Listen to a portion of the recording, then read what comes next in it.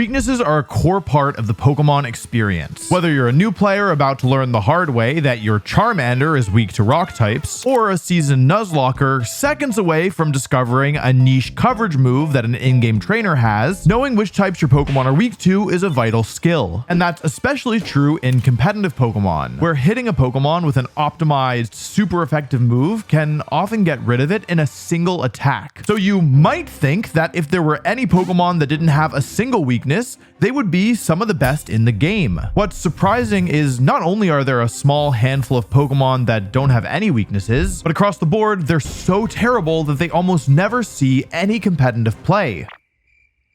Why? It's not that having no weaknesses is secretly a bad thing. In a vacuum, it absolutely should be incredible. And there's a Pokemon we'll talk about later that it kind of cheats in order to get no weaknesses, but it is the one example of a Pokemon with no weaknesses actually being really good. And again, I'm really only talking about competitive play here. Like, I do still have nightmares about kid me trying to take down Cynthia's Spiritomb, or, you know, the dreams of Terra Electric Air Balloon Shedinja. But since these aren't relevant in competitive play, they're also not making it into the video. For the most part, the ways in which you end up with no weaknesses tend to leave you with other deficiencies. Not to mention that while a Pokemon's typing and weaknesses play a large role in how good it is, there are tons of other things at play here too. Just like how being really tall doesn't inherently mean you're going to be playing in the NBA, having no weaknesses doesn't mean a Pokemon can definitely keep up with Incineroar around. This is all going to be a lot easier to understand with an example. So let's talk about the specific Pokemon that don't have any weaknesses, starting with Spiritomb. Wait. Okay, wait. Can you even see me pointing? Wait. Okay, you can see me pointing. Wait. I know that some of you are running to the comments to tell me that Spiritomb actually does have a weakness. It's weak to Fairy, but when it was released, it wasn't. Pump the brakes, kid. Spiritomb is a Ghost and Dark type Pokemon, and prior to Generation 6, this type combination had no weaknesses. That's because Ghost's only two weaknesses, Ghost and Dark, are both resisted by Dark, and Dark's weaknesses to Fighting and Bug, Ghost is either completely immune to or resists. In other words, these two types perfectly complement each other. Kind of. There are a few issues with this type combination, but one of the glaring ones is that neither Dark or Ghost offers that many resistances. They each provide 2 plus 1 or 2 immunities respectively. Compare this to Steel, which provides 10 resistances and an immunity, or even Fire, which provides 6 resistances, and you might be able to spot the problem. Dark and Ghost canceling out each other's weaknesses also means they're canceling out their resistances. And so when you combine them, you get a Pokemon with only a single resistance in addition to 3 immunities. And resistances are arguably as big a deal as weaknesses in competitive play, if not even more so. While a weakness will cause a move to deal double damage, a resistance causes the base damage to be halved. A Pokemon with tons of useful resistances normally doesn't mind having a few weaknesses, even if they end up being double weaknesses. Pokemon like Ferrothorn, Gastrodon, Kingambit, and several others are all known to be really hard to get rid of quickly, despite having a type that deals quadruple damage to them. While a Pokemon without weaknesses won't have many bad matchups based on their typing, a Pokemon without resistances won't have many good ones. This lands Spiritomb in this kind of neutral zone, where based on its typing, it shouldn't have super volatile matchups. Or I should say based on its defensive typing. As a Ghost and Dark type, Spiritomb has some major issues offensively. Ghost is able to hit 2 types for super effective damage: Ghost and Psychic. Dark, on the other hand, is able to hit 2 types for super effective damage: Ghost and Psychic.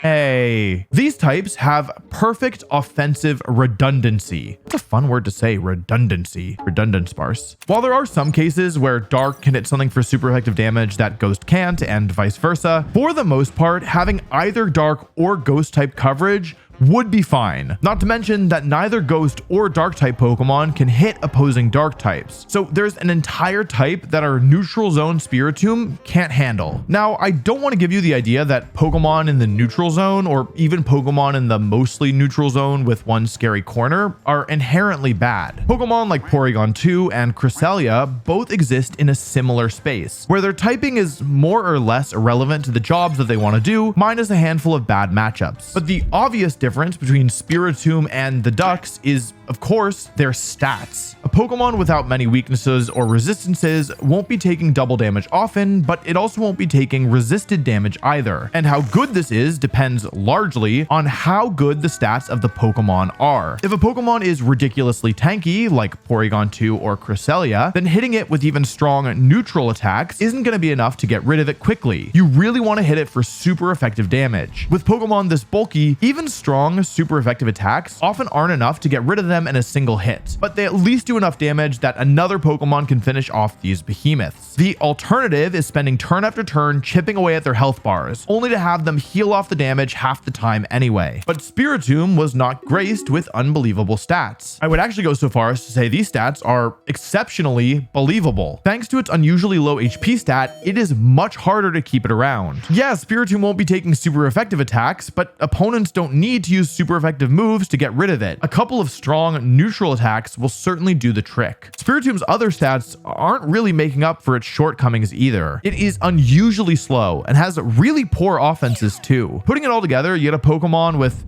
I'll be generous, okay? Average bulk, bad offenses, and terrible speed. And its move pool wasn't especially great either, especially back when it had no weaknesses in Generation 5. It had almost no useful moves that weren't Ghost or Dark type, and it didn't even learn the move Trick Room, which lets slow Pokemon move before fast ones. Spiritomb has since been buffed to learn more useful moves as of Generation 9, but it still isn't enough to make up for its shortcomings, especially because nowadays it is actually weak to Fairy types. Oh yeah, if you're enjoying the video, make sure you go ahead and double check to see if you are actually subscribed. Currently, only about 30% of the audience is actually subscribed, and I suspect that a lot of people are watching thinking that they clicked the button and not realizing that they haven't. So this is my announcement. I've come to make an announcement. Subscribing tells YouTube that you want to see more of my videos. So if you're enjoying this video, or you want to see more competitive Pokemon content, or video essays about the history of competitive Pokemon, or you want to watch me entering tournaments with some goofy Pokemon, subscribing is a great way to get more of my videos. Okay, so Spiritomb was bad, but Spiritomb is not the only Pokemon without any weaknesses. What about another Pokemon that shares Spiritomb's typing? Sableye. Well, to be fair, Sableye is a lot better than Spiritomb. Out of all the Pokemon I'm going to talk about in this video, Sableye has had the most usage by far. And that's mostly because in Generation 5, Sableye was given access to one of the single best abilities in competitive play, Prankster. Prankster gives an increased stage of priority to all non-damaging moves, causing them to move before most regular moves. For a Pokemon like Sableye, this was a godsend. Sableye has the same typing as Spiritomb, meaning it also lacks those helpful resistances that cause it to take reduced damage. Sableye, however, does have another way of reducing damage without using its typing, with the move Will-O-Wisp. This move burns whatever it hits, causing the burnt Pokemon to take damage over time and cutting the power of their physical moves in half. While Spiritomb does also learn Will-O-Wisp, its low base speed means it can't fire the move off before taking damage most of the time. Sableye also gets some other useful supporting moves like Fake Out and Taunt. I actually played against a Sableye in the US National Championships in 2012 that used the move Captivate, which, if you don't know what that does, no worries, neither did any of us back in 2012. This move hits both targets and will cut their special attack stat in half, but only if they have the opposite gender of Sableye. Pokemon like Thundurus and Tornadus are always male, so a female Sableye could reliably use this move against them, as well as any other male Pokemon. Just like Spiritomb, Sableye received pretty ridiculous move pool buffs in later generations, but I'm not going to talk about them here because in exchange for these new moves, Sableye also gained a weakness to Fairy, and that makes it ineligible for this video. I don't know why I'm shaking my finger so much, but I can't stop it. I seem to enjoy it now. Prankster saved Sableye from obscurity and actually gave it something to do. It took me like 6 takes to say saved Sableye. It's a lot harder than I would have thought. However, even one of the best abilities in the game could only do so much. While Sableye was able to disrupt opponents, it was far from a great Pokemon, and that's largely because of its stats. Remember that for a Pokemon in the neutral zone, their stats determine a lot of how well they can stand on their own. Okay, so let's take a look at Sableye's stats. Oh God. Sableye has less total stats than Munchlax? Than Yanma? Sableye's relevant stats are, across the board, not better than Spiritomb's. It has the same HP stat, and every single other stat is a meaningful amount worse, with the exception of speed, which Sableye isn't really using in the first place, and also isn't that much better. Spiritomb generously has okay bulk. Sableye generously has bad bulk. Not to mention, the offenses are just abysmal. Sableye's one saving grace is getting access to the move Foul Play, which uses the target's attack stat rather than its own. But against special attackers, this move is really not very impressive. If Sableye has to use its own stats for damage, it's not going to be doing much. And the bulk being this bad means Sableye is always a liability to have on the field. Sure, it's not going to be taking super effective damage, but you don't really need a super effective attack to knock Sableye out when the stats are this abysmal. Not to mention, Sableye's ways of reducing damage are extremely inconsistent. Captivate was a fun tech option for a single tournament, but it was incredibly inconsistent against female and genderless special attackers. And once players heard about the set, they started making their Pokemon female on purpose. Will-O-Wisp was only 75% accurate in black and white, meaning a quarter of the time, the move would miss and your Sableye would risk going down before it could attack again. And that's not even factoring in landing the move only to have it immediately cured by the Lumberry item. All of this to say, while yes, Sableye did have more that it could do than Spiritomb, the lack of resistances and truly terrible stats more than offset the zero weaknesses and great ability. Sableye is the best any of the true Pokemon without weaknesses has ever been. And the best that we can say about it is that at times it was usable, I guess. Spiritomb and Sableye are the most well-known Pokemon without weaknesses, but they aren't the only ones. There's a few more Pokemon that I'd like to talk about, one of which is a true Pokemon without any weaknesses, Eelektross. Unlike Spiritomb or Sableye, Eelektross gets rid of its weaknesses via a combination of its typing and its ability. Eelektross is a pure electric type Pokemon with the ability Levitate. Levitate makes the user immune to ground type moves, and Electric's only weakness is ground. Technically, yes, this means that Eelektross is still weak to Pokemon using ground type moves that have the ability Mold Breaker, which ignores other abilities, or, any Pokemon using a ground type move if Weezing's neutralizing gases on the field. But in the vast majority of circumstances, Eelektross has no weaknesses. And that doesn't make it good. While Eelektross did see a little play during the first year of Black and White's competitive rule set, even going so far as to finish second at the World Championships, this was kind of a technicality because that rule set banned every single Pokemon not introduced in Generation 5, so it was pretty different than a normal year. Ever since then, Eelektross has no major recorded finishes. Why? Well, we can use what we've learned thus far to understand what's holding Eelektross back. First, although Eelektross lacks weaknesses, it only has 3 resistances to Steel, Flying, and Electric. This is an even smaller number of resistances than Sableye or Spiritomb when you factor in their 3 immunities. Offensively, Electric is a great type, but a Pokemon having only a single type means their offenses are always going to have issues. For Eelektross, there are 3 types that resist Electric and 1 type that's immune to it, meaning it's gonna have some uphill battles. Eelektross does get some decent coverage moves for the types that resist it, such as Flamethrower to hit grass types, Dragon Claw for the dragons, and Grass Knot for the ground types. Eelektross's best coverage move, though, was Acrobatics, a flying type move that doubles in power if the holder isn't holding an item. This move was strongest in Generation 5 due to items exclusive to those years called gems. There was 1 for each type, and they would cause the first move you used of this type to become 50% stronger and then disappear. Using a flying gem with Acrobatics would not only make it 50% stronger via the gem effect, but it would also double the power of Acrobatics, as Acrobatics checked if the user was holding an item after the gem was already consumed, effectively tripling the power of the move. Acrobatics was a strong attack and also great at hitting Pokemon for neutral damage, and allowed Eelektross to have an actual strong offensive move for the Pokemon that resisted electric type attacks. Unfortunately for Eelektross, every gem except for the normal gem was removed the following generation, taking away one of its best tools. Eelektross probably still would have been okay if it had great stats. And while they're certainly better than Sableye or Spiritomb, they still aren't good enough. Respectable defenses and usable offensive stats, it's definitely good, but it's not great, and the speed stat is really awkward. Eelektross is slower than most Pokemon used in competitive play, but it isn't quite strong enough to justify using it as a Trick Room attacker. I think that if Eelektross was super fast, it probably would have had some play because the other stats are all good enough, but being this slow is just too much of an uphill battle for the Windsock. Also, side note, can we talk about how much worse Eelektross 3D model looks compared to its really cool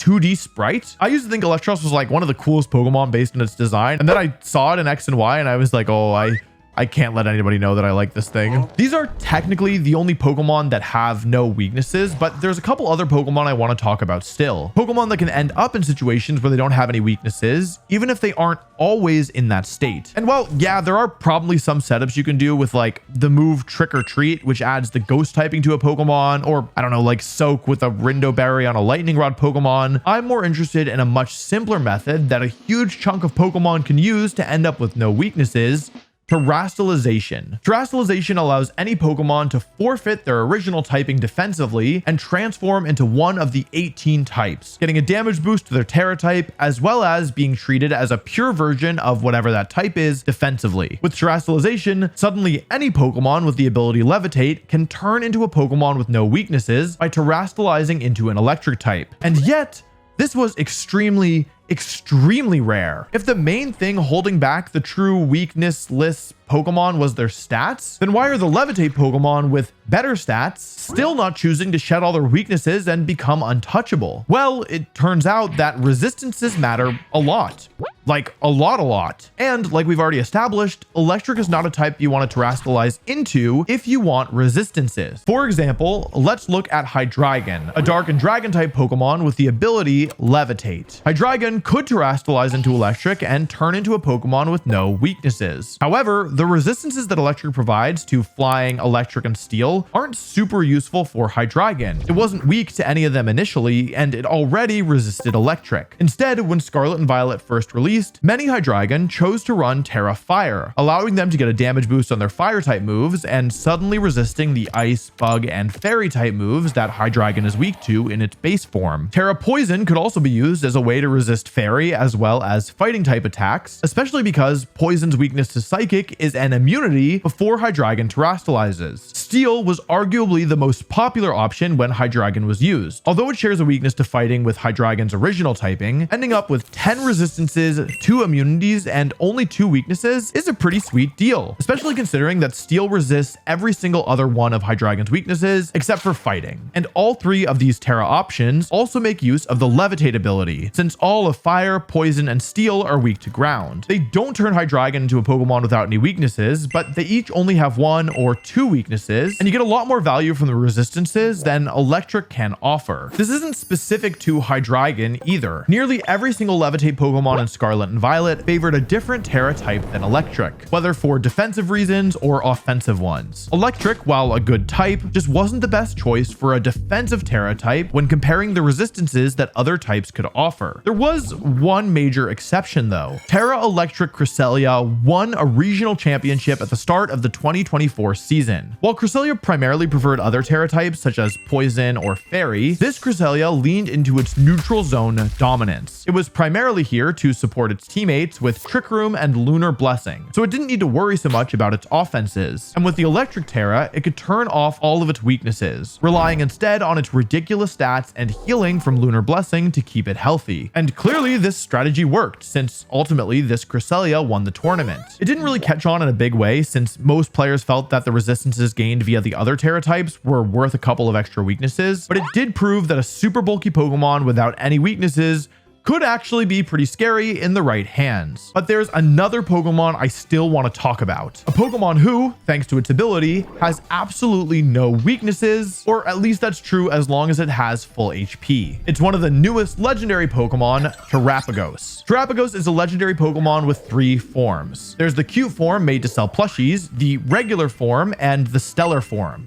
Here's something that I think is kind of stupid. The regular form of Terapagos is called the Terastal form, which is not the name of the form when it terastallizes. I'm going to call it the normal form because I think that that's less confusing. The plushie form is fully irrelevant competitively, and the stellar form is the strongest, but the form I want to talk about today is the regular form. Terapagos, when it's in its normal form, has an ability called Terra Shell. This ability causes the first instance of damage dealt to Terapagos to deal not very effective damage when Terapagos has full HP. This is different than abilities like Multiscale, which merely halve the damage while the the user is at full HP. For example, a multi-scale Dragonite taking an ice type move would have it deal twice as much damage compared to 4 times. But if that same Dragonite somehow had the Terra Shell ability, the ice move would instead deal 50% damage instead of 200%. This ability is phenomenal, and it's a big part of why Terrapagos was a major threat the first time it became competitively legal. Terrapagos is a normal type Pokemon, and normal doesn't have a single resistance, just that lone immunity to Ghost. With Terra Shell, Terrapagos is actually able to resist every single type in the game, and players made this count. Many players would use this ability to boost Terrapagos' stats with Calm Mind, letting it deal more damage and reducing the damage dealt by future special attacks. Giving Terrapagos the Leftovers item and pairing it with Pokemon like Grassy Terrain Rillaboom or Floral Healing Comfey or Pollen Puffamungus could also allow it to heal tons of health over the course of the battle, sometimes even getting multiple uses out of Terra Shell in a single match. Being able to resist every single type in the game, even once, turns out to be a pretty big deal. Terrapagos' only weakness is fighting, but leaving your fighting type Pokemon on the field against a full HP Terrapagos is incredibly dangerous, as you aren't able to do super effective damage until the shell is broken. And if you lose your fighting type Pokemon before dealing super effective damage to Terrapagos, many teams no longer have the damage to get rid of it. Bringing your fighting type Pokemon in the back isn't a perfect solution either, as these teams have a lot of support to keep Terrapagos healthy, and they can threaten damage or a status condition if you ever try to switch your fighting type in. Terrapagos also clears the bars that Spiritomb, Sableye, and Electros were struggling to get over. It has great stats, especially after it terastallizes, and a very solid move pool with great coverage moves of most types in the game, as well as a phenomenal signature move that's strong both in and out of terastallization. And I think that's a big part of the reason why Terrapagos was so strong. It's the first time we've truly had a Pokemon that made use of having no weaknesses without having to deal with any of the drawbacks of having no resistances, that also wasn't hindered by poor stats or a bad move pool. Of course, it isn't truly a Pokemon with no weaknesses. It only has no weaknesses when it's at full HP and it's in its normal form. But I think this is the first time we've ever actually seen just how scary a Pokemon could be if it had no weaknesses and also was, you know, like actually a good Pokemon. And that's why the Pokemon without any weaknesses aren't actually any good. If you enjoyed this video, I really think you're gonna like this other one that I made where I talked about how Zacian, who was once the strongest Pokemon in the game, maybe the most powerful Pokemon ever made, has since fallen off and become completely irrelevant.